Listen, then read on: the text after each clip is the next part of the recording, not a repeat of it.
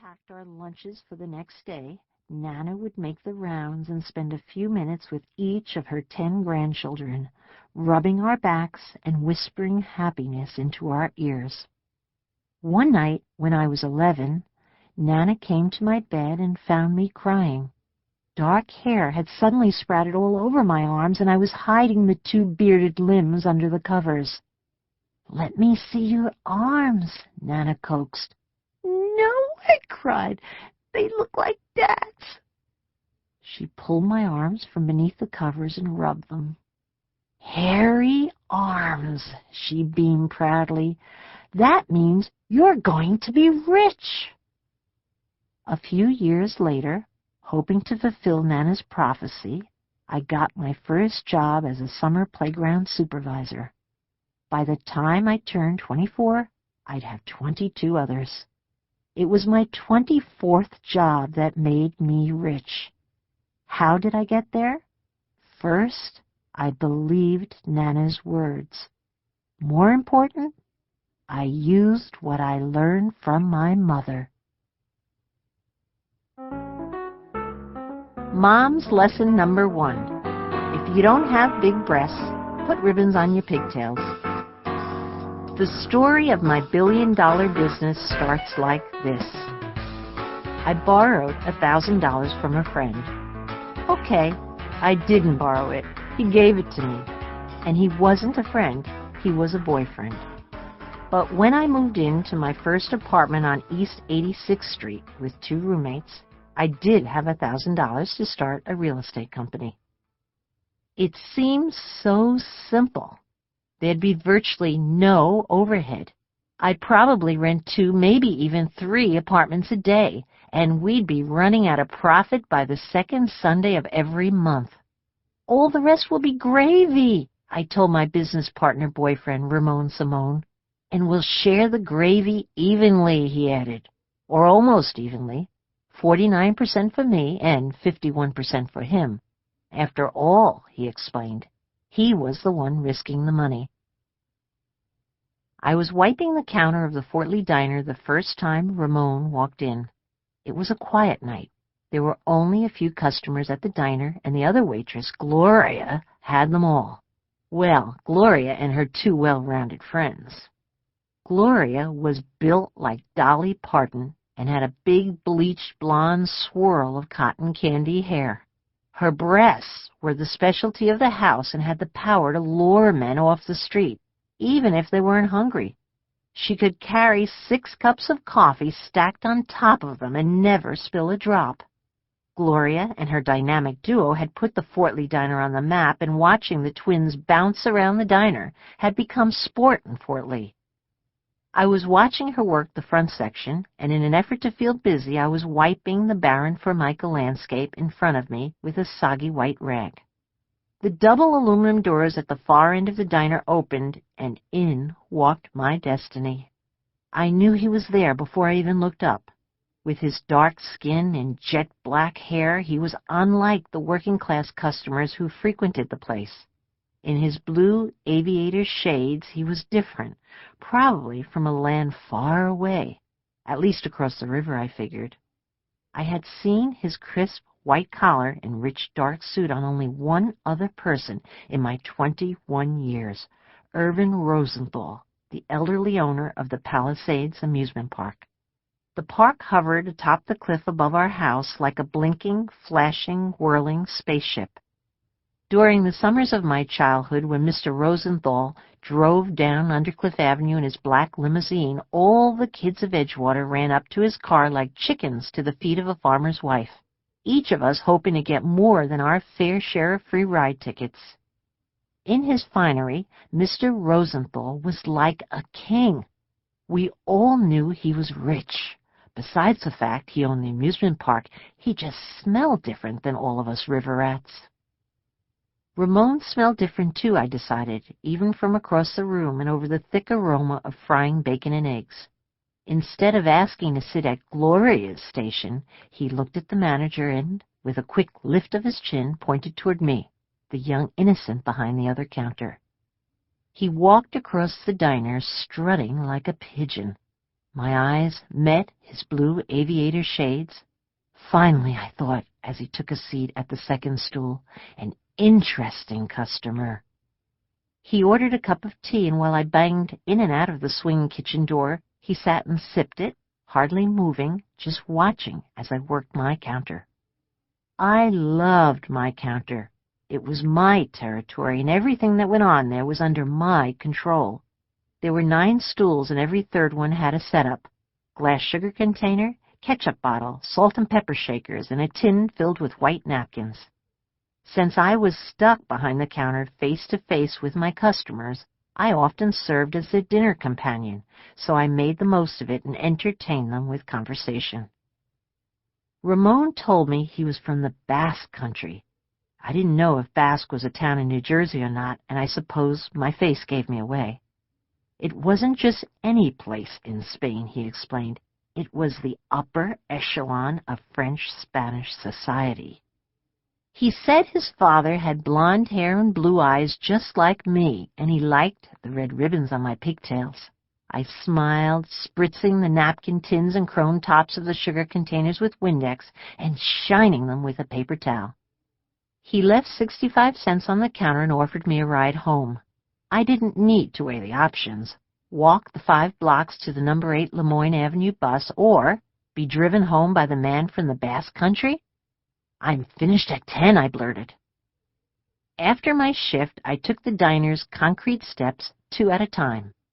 Ramon was parked at the bottom in a buttercup yellow Lincoln Continental, the kind with the hump on the back. I opened the door and climbed into a car very different from any I'd ever been in. The seats felt like talcum powder against my arms and smelled expensive, unlike the crunchy seats of Dad's blue station wagon. 10 minutes later, we pulled up to the curb in front of my house. Ray, he said I could call him Ray, followed me up our front steps and into the living room. I offered him a seat on the black vinyl sofa where my parents slept, and he was quickly surrounded by a blur of 10 blonde-haired, blue-eyed, cookie-cutter kids. I introduced Simone from the Basque Country, to my family. My family hated Ray on sight, especially my mom, who, contrary to her normally welcoming ways, wanted the dark night out of her house as quickly as possible. "He's much older than you," is all I remember her saying after Ray left. What she didn't say screamed loudly in the silence. Ray waited outside the diner every night and gave me a ride home. I guess you could say we were dating, though I didn't think of the rides that way. He told me he was a big real estate developer and built houses in every town in New Jersey except mine. I also learned that he was 15 years older than I and was divorced with 3 daughters. To me, this all added to the intrigue. A few months later, Ray said a smart girl like me should be living in the big city, and to get me started, he offered to pay for a week at the Barbizon Hotel for Women. To my mother's dismay, I jumped at his offer and packed up a few belongings. I carried my suitcase down from the 3rd floor. I had packed only my black ribbed sweater, 2 pleated skirts, my navy blue peacoat, and my new pair of pajamas. Mom was standing next to the living room radiator sorting socks. "Now, Barbara," she said, pushing my bangs away from my eyes and looking out the front door toward the street, "don't you be fooled by that fancy car." I gave her a quick peck on the cheek and a one-armed hug. I know, Mom," I said. "And remember, if you change your mind, you can always come home." With that, I hurried down the steps and climbed into Ray's big Lincoln with the yellow leather seats. Ray gave me some money to go buy myself a real New York outfit. I bought a purple one, a stretchy lavender lace top, lavender corduroy bell-bottoms with 6 lavender buttons on the hip, a pair of lace-up, knee-high lavender suede boots. I walked out of Bloomingdale's all purple and paraded up Lexington Avenue singing, "Hey there, Georgie girl, swinging down the street so fancy-free." I knew I was looking good and needed only 2 more things to stay in New York: a job and an apartment. The next morning, I put on my new outfit and applied for a receptionist position with the Giafuni Brothers Company on East 83rd and 1st. Thelma, my interviewer, explained that the Jafuni brothers were two wealthy landlords who owned a dozen apartment buildings in Manhattan and Brooklyn. She said I'd be in charge of greeting every tenant who called with, "Good morning, Jafuni brothers." By the end of the day, I had landed the receptionist position, and by the end of the week, I had used the Village Voice want ads to find an apartment 3 blocks away from the office and 2 girls to share the rent.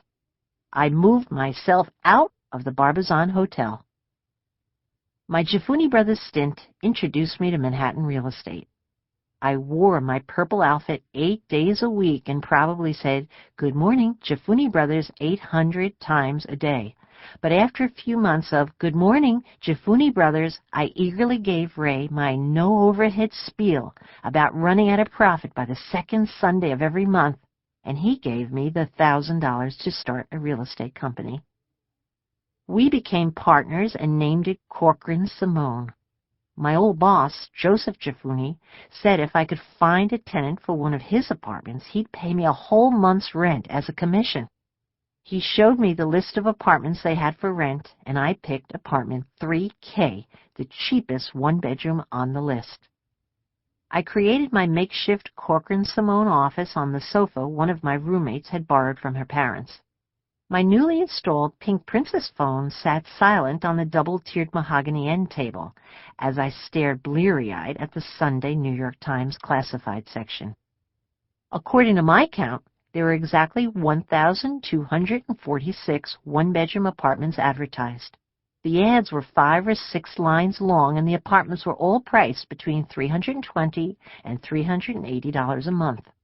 I noticed the best ads among the lot were the splashy ones with the bigger, bolder headlines like "Fabulous 3," "Review 1 bedroom," "Triple Mint!" followed by a long list of superlatives. I worked out the numbers on my steno pad and realized that the big ads were a lot bigger than my budget. I decided to keep my ad to 4 lines or less in order to make Ray's $1,000 last the whole month. But how, I wondered, could I make my little ad stand out among the biggies, and how was I going to draw someone's eye? Stretching my neck and looking up from the paper, I thought about my job at the Fort Lee Diner. Ah, Gloria, now she had a gimmick. On my first day at the diner, I saw Gloria had assets I'd never have, and that night went home to fret to my mother. And when we weren't busy, Mom, my counter was plain empty. Even when Gloria's station was completely filled, men were still asking to sit with Gloria and not me. "Barbara Ann, you've got a great personality," Mom said, as she balanced baby Florence on her hip and hung a sheet on the line. "You're going to have to learn to use what you've got. And since you don't have big breasts, why don't you tie some ribbons on your pigtails and just be as sweet as you are?" And that's how Ray found me 2 years later, wearing ribbons on my pigtails and offering a cheerful alternative to the big-breasted, tiny-waisted, blonde bombshell Fort Lee sensation. I considered it a personal victory when a customer walked into the diner and asked to sit with pigtails. The simple gimmick pulled them to my counter, and my sweet talking kept them coming back. Sitting alone in my apartment with the New York Times spread open on my lap, I thought about Mom's advice for competing with Gloria's superlatives, and I knew I needed an attention grabber for apartment 3K. How, I asked myself, can I put ribbons on a typical one-bedroom in 4 lines or less and make it stand out from the other 1,246 apartments? I took a deep breath and picked up my Pink Princess phone. "Hello, Mr. Jafuni," I began. "I've been thinking about your one-bedroom on the 3rd floor, and I think I have a way to rent it for $20 more each month." I had his attention. I told him how apartment 3K's living room was like every other living room in every other apartment in every other building in New York, and convinced him that if he would put a wall to separate the living room from the dining alcove, he'd really have something different. Mr. Jafuni hesitated, giving it some thought, and then said he'd have the wall installed that week. I phone my ad into the paper. To keep listening to this audiobook, I've left you a link in the description so you can do it, at no cost thanks to Audible's 30-day free trial.